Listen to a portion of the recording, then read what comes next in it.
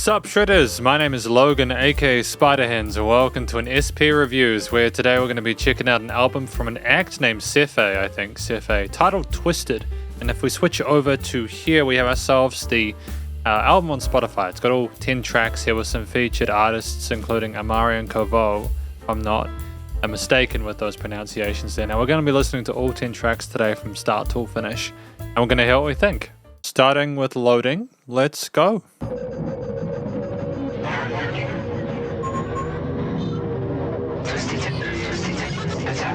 Instantly incredibly atmospheric.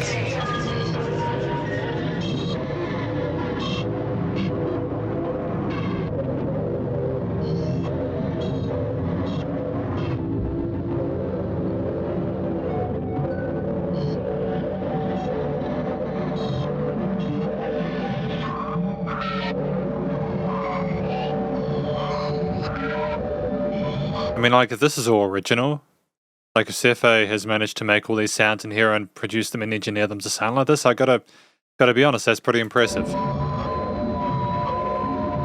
It is difficult to make music sound like this.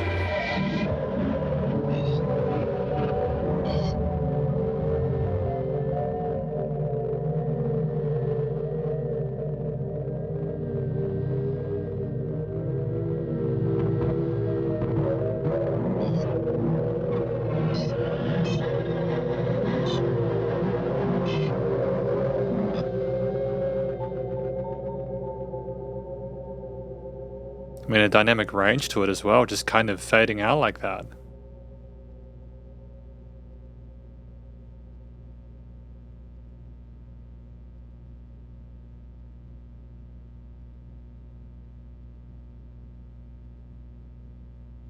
Like, what's happening?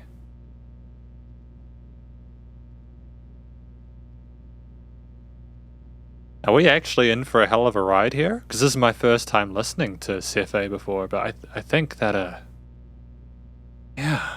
So before we go into Skarab, just really quickly, I think that there's a tremendous amount of attention to detail with the various synth tones and textures there, and there might have been some vocal parts that got a bit scrambled in there. A little bit of fuzziness, a little bit of distortion and glitchiness in there. Very out of this world, almost interstellar. It's quite a unique sound and I haven't really heard much like this before, so I'm glad that we're starting strong and I look forward to what else we've got on this album. So we're going to continue with Skarab here, although I just want to give a shout out to just that 30 seconds of just that hum. It's a ballsy move because when we've got someone listening to your album, it can almost be a gamble to assume that they will listen through that much of nothing, but it's almost like it's so intriguing because of what you had at the start that it's like, oh, is there more? Oh, there isn't? Wait, if I go away now, is it going to change? But anyways, yeah, Skarab, track number 2.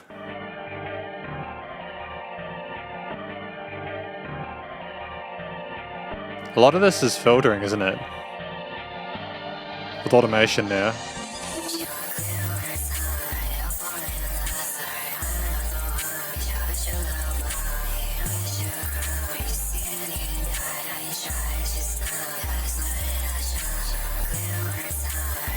Oh, there's lyrics. Are there lyrics here? Oh, there are.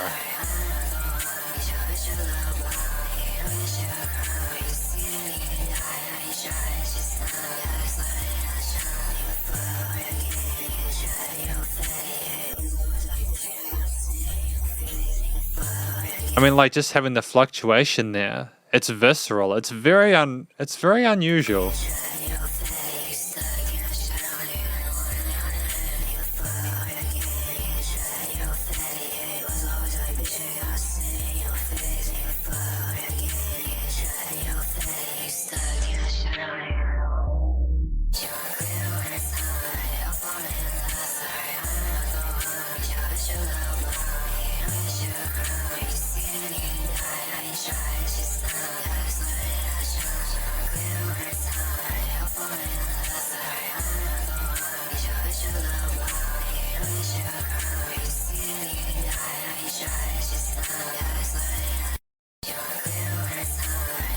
Was that intentional? Was that a stuttering with the track itself or Spotify?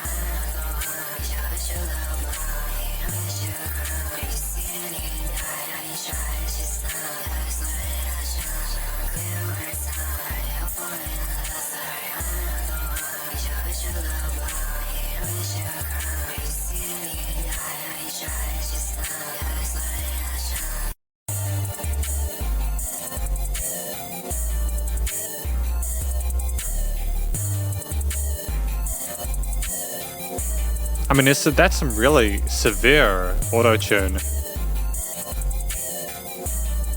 And I don't mind it. It works well with the textures you have with the synths.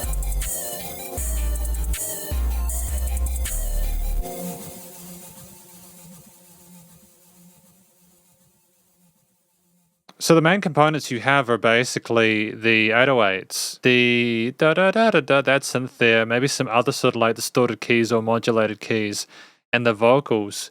You don't really have necessarily a drum kit that's kind of keeping the move forward, because I think the bass is meant to sort of keep that accent kind of be more of a kind of substitute for the kick within itself, you know? So clearly this is some pretty hardcore stuff with the lyrics. I don't necessarily mind it. I kind of think that the softness of the way the vocals are done kind of juxtaposes the intensity of the lyrical matter really nicely.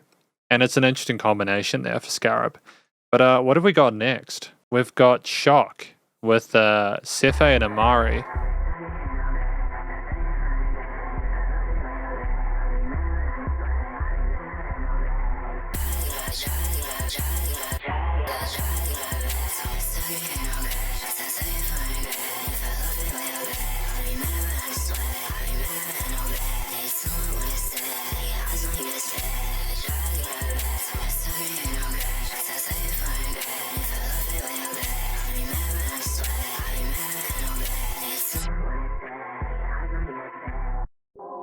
So we're really a massive fan of messing with the high filters and low filters and stuff like that. I haven't really seen it used this liberally before, heard it used liberally before.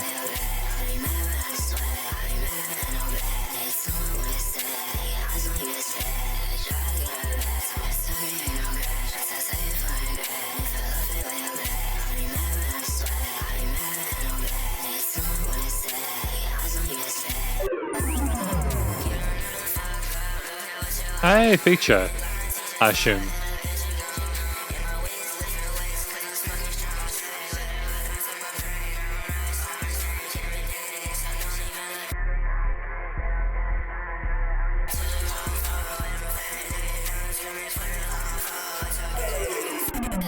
Is this vibe music? Because like the vocals have so much reverb on them, and they're affected so much by the stuff in the plugin chains. It's like it's more about the oral aesthetic and less about the message, if I'm not mistaken. It's an interesting thing. It's like we're using the vocals within, with the rapping and stuff like that. Usually that is a storytelling device, but then we're going a step beyond that to make it into more like a percussive synthesizer.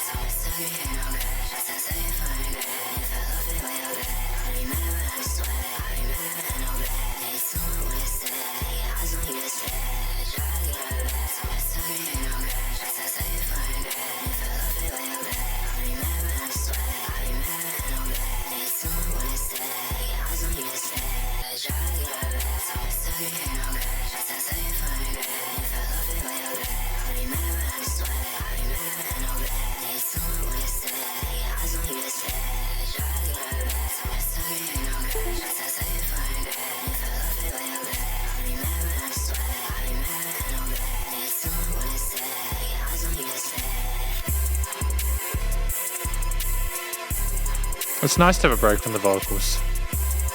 Really intense limiting here. They're really pushing the sound. You can hear it pulsating.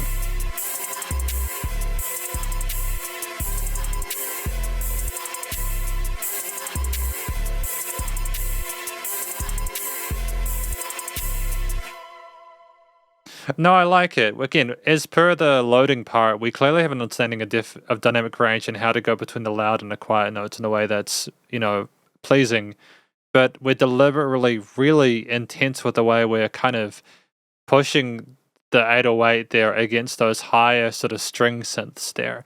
And it's very aggressive. I'll be honest, I didn't really get some of the lyrics through clearly. I don't know if that was necessarily, and I say this with all due respect, I don't know if that was necessarily the purpose of it, or if it was more of an accompaniment on the same sort of floor as everything else. I kind of like the alternative direction where we're just making a big old melting pot with this kind of stuff, and it's kind of dope. I think that Amari's efforts, if I'm not mistaken, in our midsection were a nice tonal shift there, a textural shift there. We went a little bit lower, and it was, I think if we'd had too much of the main hook line, it might have been a little bit too constant. So it was great to have that feature there. I can understand why these tracks are shorter. I think that when we establish these concepts, aside from a bit of automation and sort of messing around with how things are presented and the lowering and raising of volumes, etc., you've got like one main bass line or theme there, and we're sticking close to the root notes within the key six with very little adjustment there. So I think the length of them is good. We got commas with Sephe and Kovou.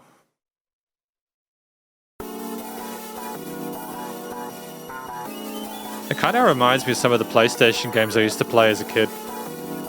The music they used to have in those. The really out there, trippy, atmospheric stuff.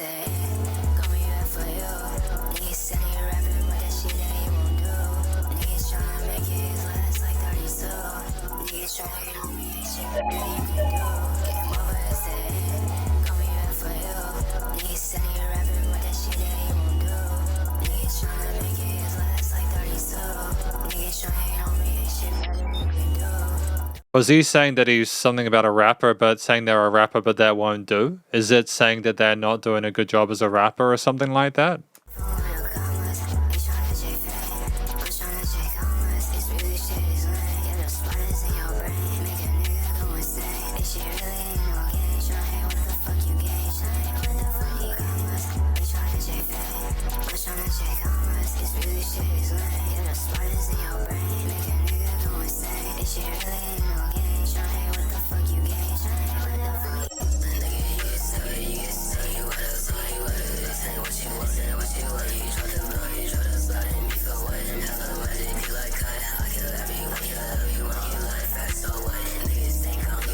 Is this Kovou?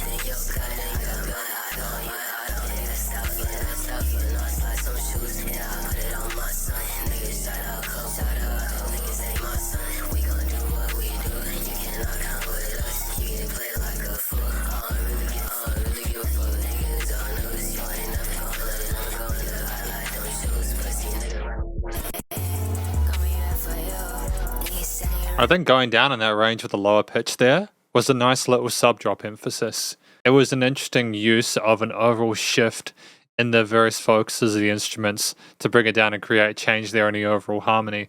I kind of like that textural, that again, like it's all about presenting the stories in different ways if you don't necessarily get the stories too clearly. Like, I think it's a bit better with this one. I think I'm getting some bits more clearly in this one.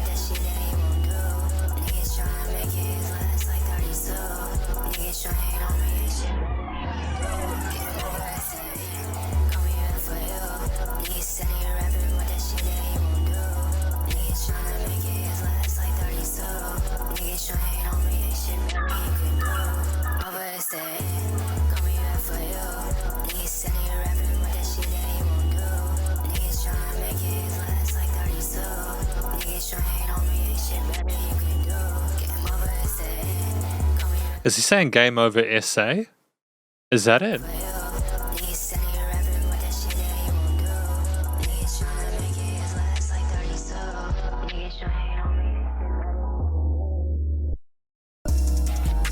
I think the studio production's on point though. I like these kind of cricket hi-hats we have here. Dun. And some vocoder synths as well. But the kicks and the trap influences there, or additions.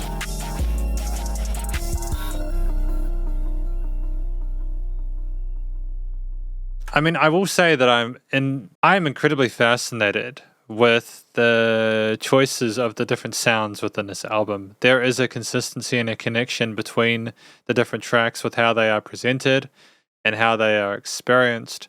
And I adore that. I think that if you're going to be experimental, go hard or go home. And this is definitely experimental, but it also, I think, to be fair, carries a lot of stuff that allows it to be a bit more presentable to like a wider audience, such as like consistencies and time signatures and stuff like that, for example. A lot of the sort of trippy sounding synthesizers are becoming a bit more sort of popular nowadays than they used to be. They're not just restricted to purely sort of EDM and stuff like that. They go with a wide range of various genres. And that's, I'm not like saying that as like the kind of that synths weren't used with hip hop and rap like before the 2010s or anything like that. Don't get me wrong. It's more that this is really kind of making the most of the resources and tools we've got to really get their own sort of sound, and I'm glad that we are taking advantage of that. I've liked the work from Amari and Kovou so far. It was a very gristly tone that we had with commas in the mid part. I think that it was good to have that placement there. It was similar to how we experienced shock. You know, it's just this is a kind of music that I'm thinking about after I do this review, simply because it's so different than a lot of the stuff I currently hear. And I think, considering the fact that I think, you know, you look at Sephe, they have like 300,000, 335,000 monthly listeners. There's clearly an audience for this kind of music, so good on them. But anyways, we got Nil from Sephe, track number 5. Sephe.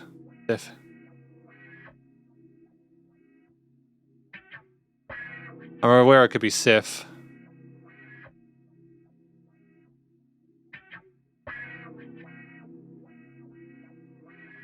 Guitar was?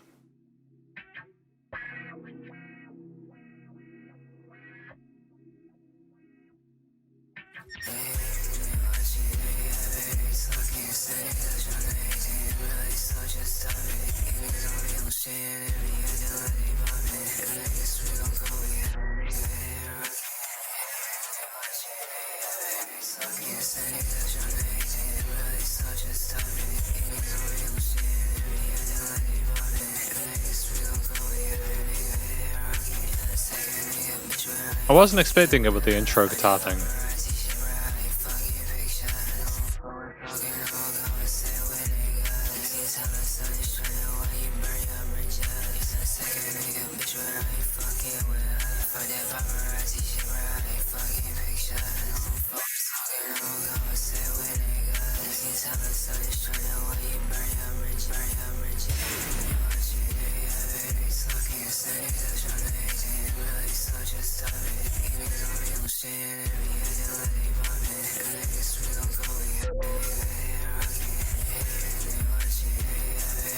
When I say there'd be a severe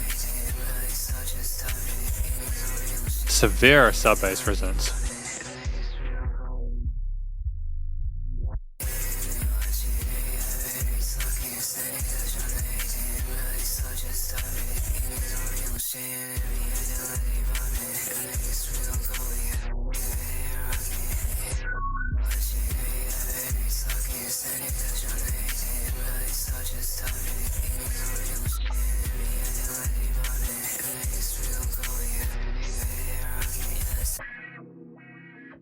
Again, it's nice to come down to this.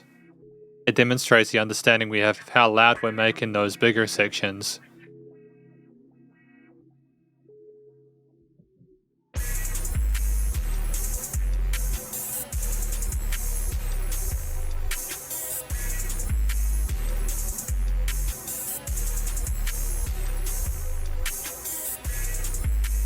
I like the sound of the 808 though. That is a hell of a sense to that. It's really satisfying when it hits, you know? It's like a rabid animal kind of like bashing its way against the ceiling of the limiter. It's great. There is the guitar motif with the synths, 808, the drums that are coming in, with there being occasional points of quiet. I will be honest, I didn't get the words too clearly this time, but I don't necessarily need to. I think I've acclimatized to that. I will continue to listen and sort of like try and figure out as we go, but it's more like, I think, even if I didn't necessarily understand what the tracks were about or understand what the stories were, it's again, I think it's more about the environment it's creating, and you know, it's still good. It's still good. There's no weaknesses with the post stuff. It's all done on purpose. It's really fascinating. But we've got Problems and Issues, track number 6. Problems and Issues.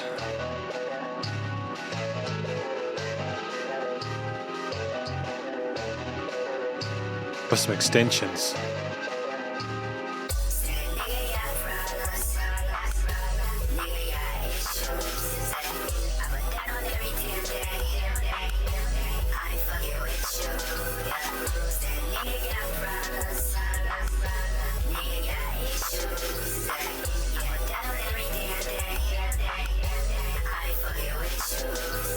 Okay, so basically they've got problems, they've got issues, and they aren't wanting to mess with them.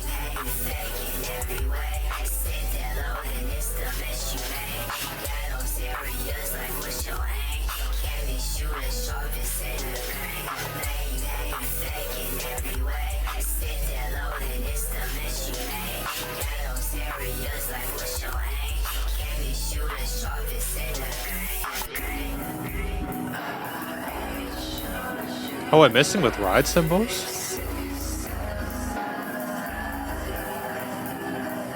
Is this kind of glitched and tripped up a... Is that a shuffle?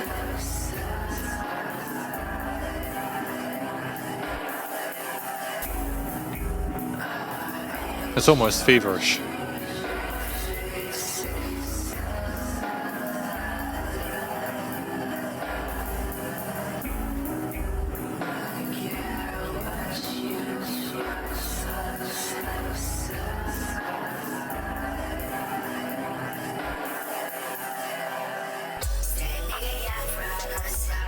We come back from that.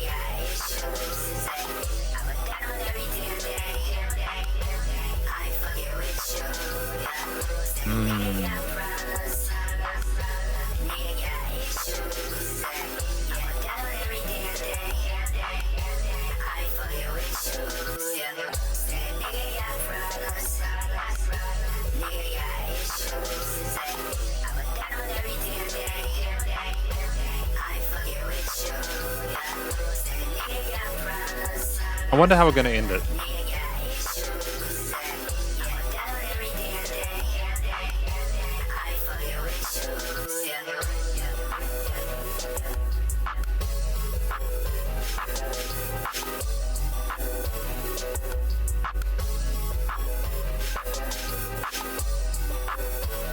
I mean, the side chaining with the 808s in this one is... Oh, wait, a fade out. That was kind of classy to have a fade out there. I like that. It was almost like I think we were aware that there might not have potentially been a nice, clean way to end it otherwise. Yeah, smart. We clearly understand what we're doing and we know what we're going for. And I like that. I think this is the right time to do an album when you have a concept you want to expand over, a larger form factor, and you're at a point where you can deliver and interpret your artistic visions in a way that's... comes across like this. It's hella heavy, man. It's really intense. I've just been realizing that it is almost suffocating how the music writhes and pulsates with the chirpy nature of those vocals on top in the high register. There's a lot of presence here. I had more clarity with the story that was going on here, talking about how they were like in their own mess and everything like that. And you kind of got the impression that Sephe was kind of asking this person, maybe it was someone they knew, to kind of sort their own stuff out and act their age, like what is their age, etc. It was nice to have that story there. I don't mind when there's not a story, but it can help a little bit just to provide a bit of context. But I think at the same way, the music is consistent here tonally or the way it's structured regardless, because of the fact that, again, I know I'm nagging on the point now, but it's about the way that sounds and feels, if that makes sense. We've got Surge anyways, track number 7. Track number 7.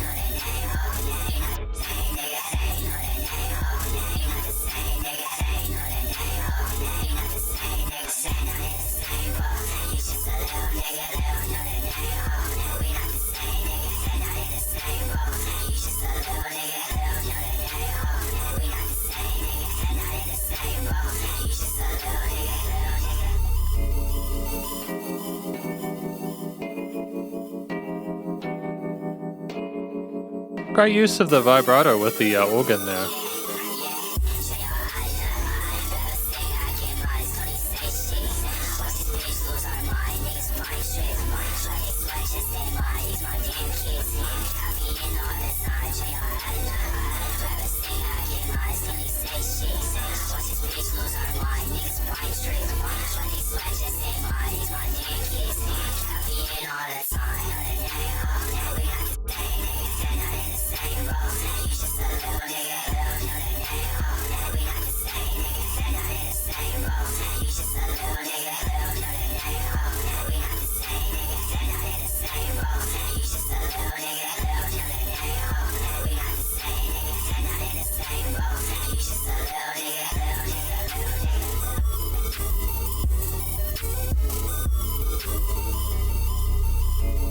Oh, are we ending it early?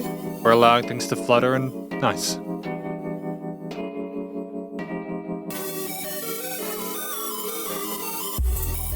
Oh, that's classy. I like that. Allowing them for a break before the big finish. Nice.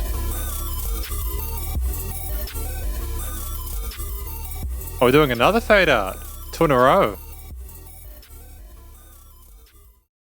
All right, Surge. I think that there were some really cool ideas with the synth leads here.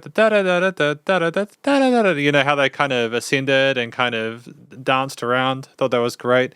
The vocals with the similar tone were present. I think there was a lot of power to some of the pad parts, the basses, and the drums here. This was an especially strong track. I felt overwhelmed by the music, but in a good way. I think we just hit the sweet spot in regards to the note choices and the way things were placed in the frequency spectrum and the stereo field. And it just sounded massive.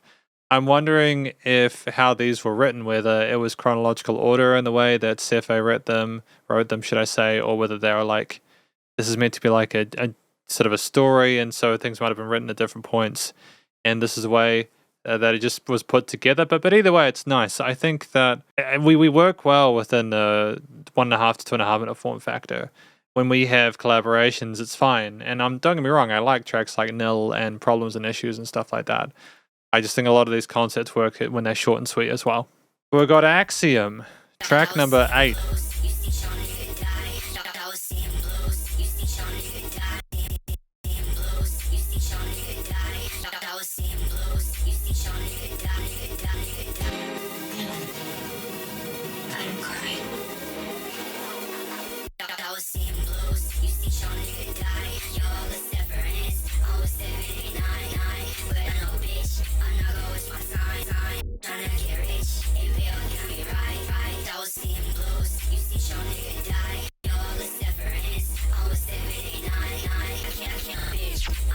See that there, just the amount of attention to detail with the way we're cutting up our vocals and to get a brown, all that kind of stuff. That's difficult.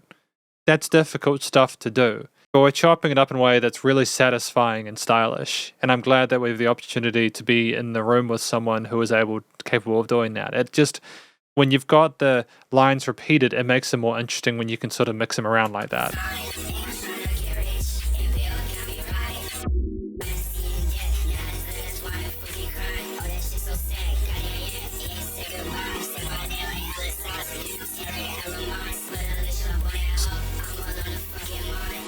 And moving between the sides of the stereo field as well, nice.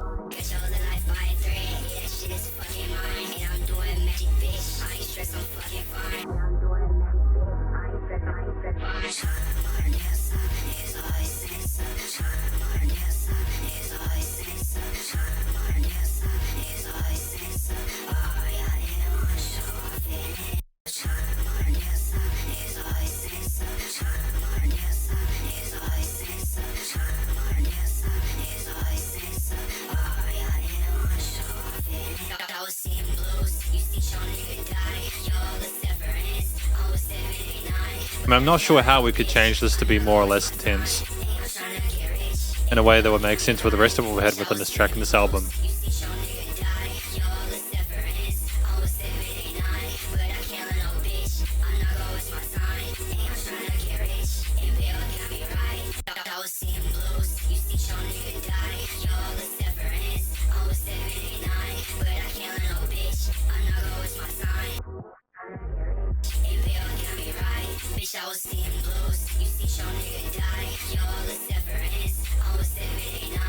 You're the Severance?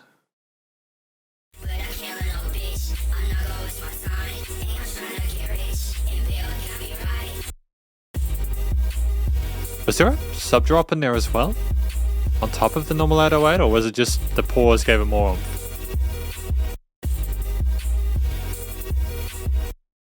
So I just needed to double check what the term axiom meant.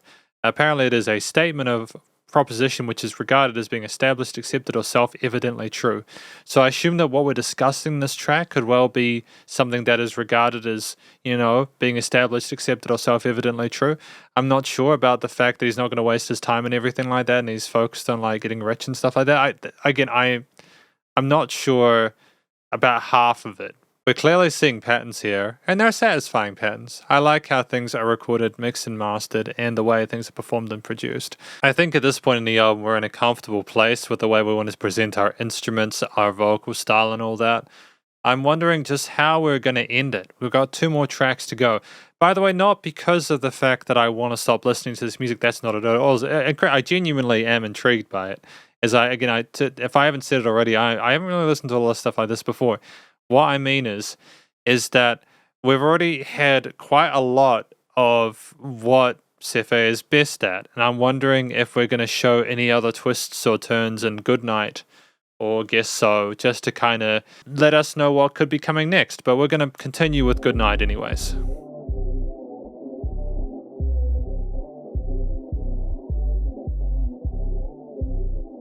Like, we can expect the filtering, the 808s, the vocal style, and the types of synth sequences.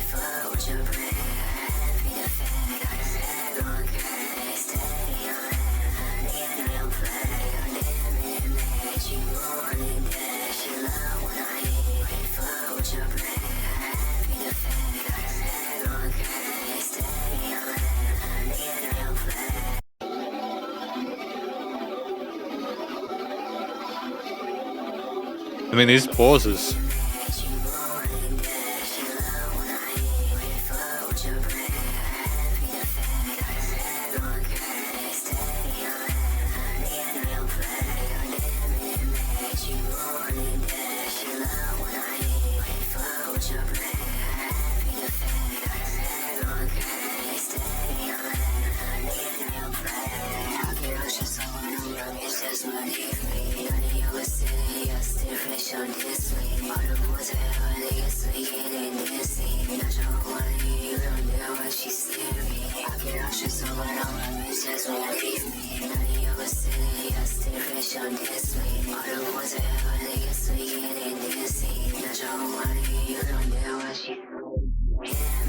Okay, what I like is that we're trying to approach the vocals in a different way, in a way that allows it to stand out. I was focusing on the spinning then. I'm not sure if I was focusing on the spinning then more because of the fact that it was spinning around the headphones, and that was something that Sephe was trying to describe and communicate to the listener through the music, or whether or not I was focusing more on the story itself, because I was honestly focusing more on the movement and why that was occurring and trying to figure that out. While I was listening to the lyrics, I can't help but feel like I got distracted. It's interesting. It's not like that's the first time we've had the vocals go around the stereo field like that, and I think that maybe we're trying to do it as like a symbolic thing.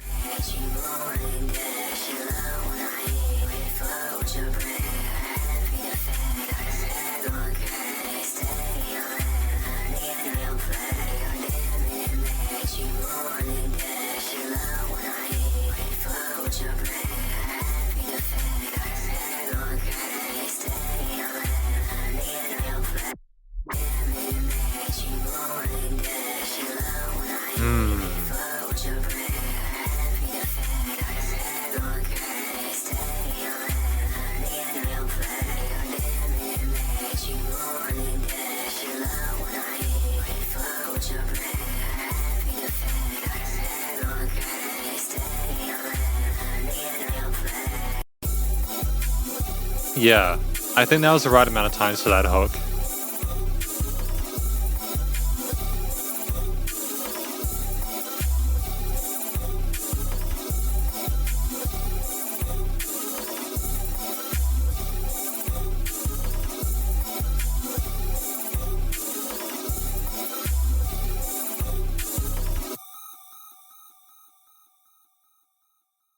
It's interesting. It's so claustrophobic with a dynamic range that you really, the music, when the vocals and the drums and the synths and the bass are there, we are firm with the presence, and it's almost unrelenting.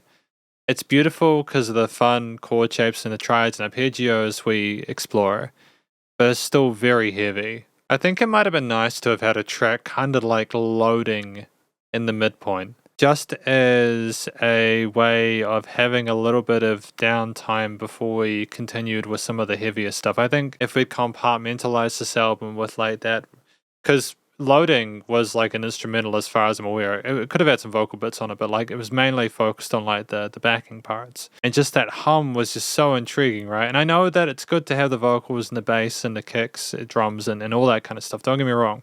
I think it's great, but just to have had something at the midpoint just to allow us to kind of just like chill with something a little bit more lurky and then back into it.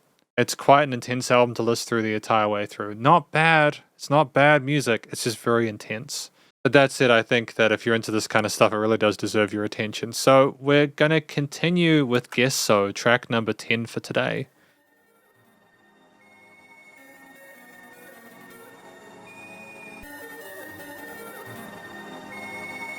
I mean, this is an absolutely gorgeous intro.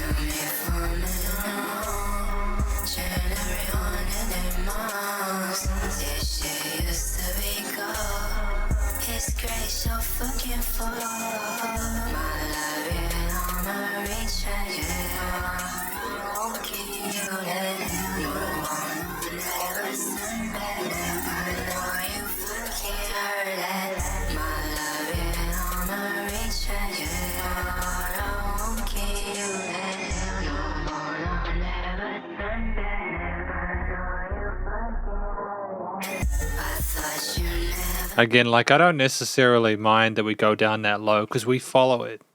We follow it down to that depth and then boom, it goes up and it's like, oh, adjustment, you know?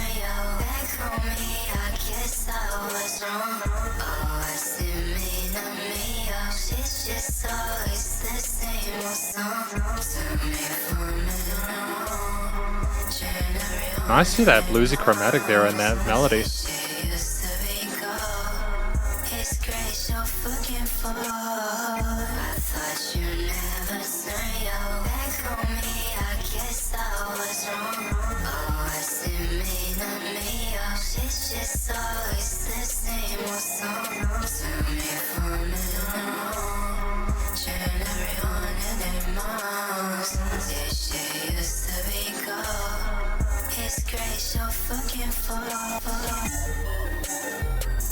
So we were talking about like getting the back turned on, so was this person just kind of done with their behavior or something like that?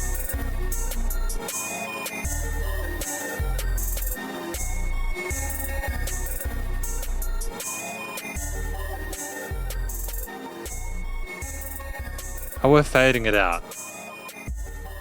No, that's fine. That's a good way.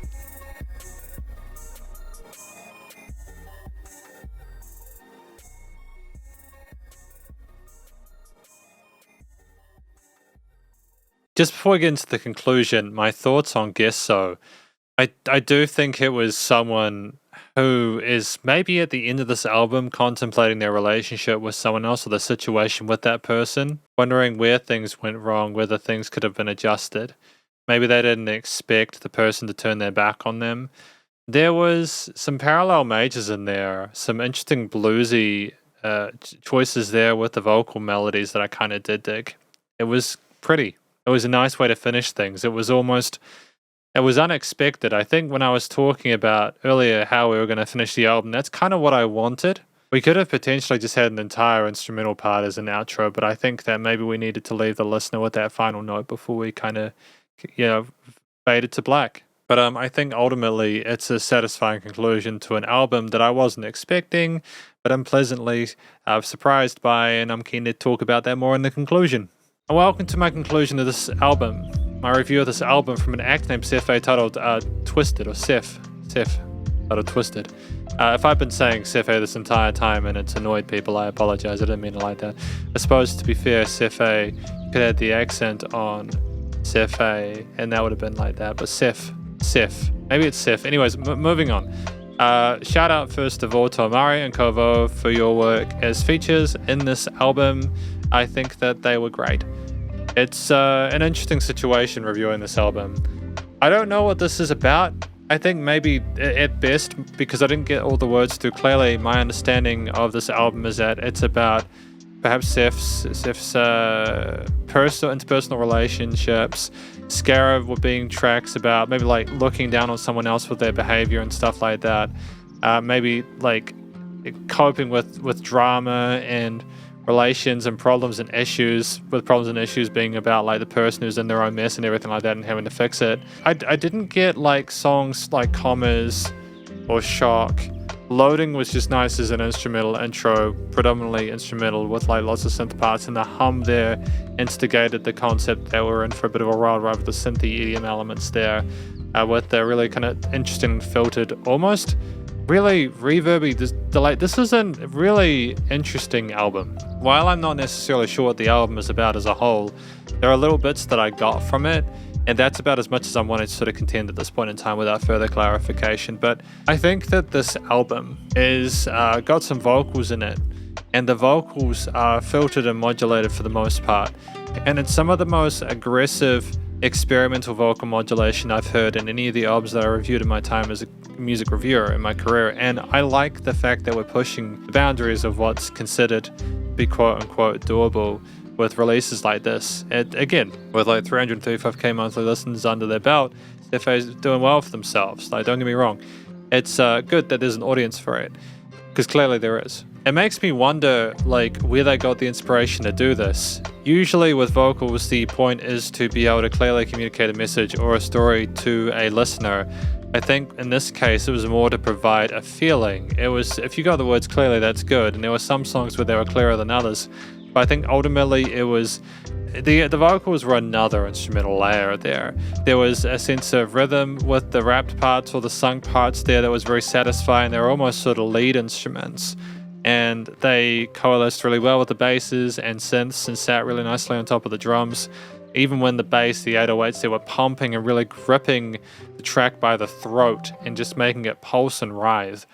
They were there. And I think that typically the way we sung or rapped matched what I thought the track was about. It was never too committal to a specific sort of angle. I think we were trying to keep things relatively balanced there tonally with the vocals, but at the same time, I think that we understood when to be more colorful, such as in Gesh, so we had those interesting parallel majors or minors and the chromaticisms there. Other tracks where stuff like Kovou, which was like just lower register grit and grind, and it was just very kind of visceral, and it was fascinating because of that. It was an unexpected angle that kind of catches your attention, and even if you can't necessarily understand what's going on, it still kind of sounds cool. I think, like, especially when you got listeners who are wanting to hear your material for the first time, it can be kind of a risky thing to have a story that's not necessarily fully legible, but at the same time, if that's the aesthetic we want, and if people are down for that, that's what matters. So it's dope. You know, music is always evolving, and I'm glad that people are pushing the envelope and trying to find ways to advance it and expand it. It's cool. The tracks were typically between like 1.5 to 3 minutes, and I think those are a good length for them. We typically had one or two max sections or motifs there. We had a reliance on a sort of a traditional bass line with chord progressions, like a beat or an effect there. Sometimes we had tracks like Loading where there was just hum for 30 seconds. We had lots of playing around with the high and low pass filters and automation there, kind of bringing things down or kind of rising things up and kind of messing with people's expectations. And we'd take the theme and go to the left and right sides of the stereo field. So a lot of the adjustment and drama was because of the post-production. But ultimately, I think there are a few key ingredients within these tracks that I appreciated. Starting with the 808s. Even though I've talked about how aggressive they are and how loud they were, I don't think it's a bad thing. If you can control them and get the effect you want here, where even with the drums sound punchy, even with the 808s like that, I think you're onto something special there. So go for it. You know, a reduction in dynamic range isn't always a good thing. In fact, it can be a really terrible thing because it can make everything sound too constantly loud or constantly quiet adversely. And that can just kill a track, because if it doesn't sound loud, a lot of people won't think it's commercially done. But if I'm honest with you, I still think that at the end of the day, this was the right amount of loudness for the style we were going for. It's a good direction. And even though I've got a little bit of a headache from how constant things were, I understand why they were that way. The 808s were powerful and punchy, and there were some tracks I really enjoyed the tone of them on, so that was cool. They just melded really well and amalgamated with a lot of the other stuff in the mix in a way that was really satisfying. The drums were good. There weren't as many drums or as much drums as I was expecting. There was a focus on the kick and the snares and the hi-hats, and that was basically it. And when they were there, they chirped away, or they had some 16th trips, you know, and the snares and kicks weren't too abrasive or offensive. They were there as a thin reminder that there is a groove pushing forward. And with that shortness to the attack and stuff like that, I think that's all you really needed. You just needed them to pop in and out. The focus wasn't on the kit, it was on everything else. It was this big painting that was being shown to people, and it makes sense. The synth sounds that we had there, some of the 7th extensions, the ARPs, the pads, the lead motifs there with the portmanteaus and stuff like that, they were great. We had fun sounds that were consistent, and you know, even in tracks where we had just the guitar with the wah pedal and then everything else came in, we had, I think, a set schematic across our album, and we kept those things in each track, if not most of the tracks there, for a sense of tonal continuity, and we nailed it. I think that even if I wouldn't have necessarily expected those things to go together in a lot of different genres, we've found a way for it to exist and survive in a way that is not superfluous, and I appreciate that. The music typically sounded magical. It sounded emotionally complex, and never wanted to commit to too much of a mood either way. And even when things were quiet, you know it was just going to get loud again. The themes present in this track, musically, were... with Guess So, they seemed a little bit happy, but they never committed too much to it. It was basically because of the moderation of those extensions.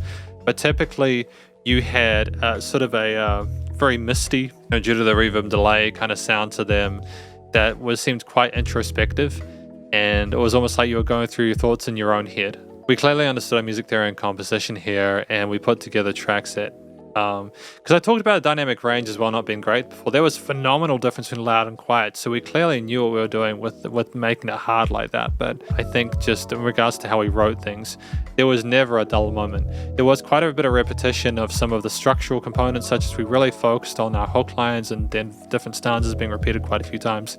But we not only tried to change how we represented them with the filtering of modulation and stuff like that, but also we would not only have features occasionally to kind of stir things up or switch things up, we also were comfortable just having the motif, the backing on its own for some of the outros, which I also appreciate. The studio recording, mixing and mastering was solid. I'm happy with how it was done. I think that there is a million and one ways this could have gone wrong, and I think that despite the fact that there was a sub-bass resonance there, and despite the fact that we pushed the 808s that hard into the rest of it and made it pump like that, which is not something I usually enjoy, but I suppose for this genre I can make an exception. I think that the bass, the drums, the synths, and the vocals were handled well.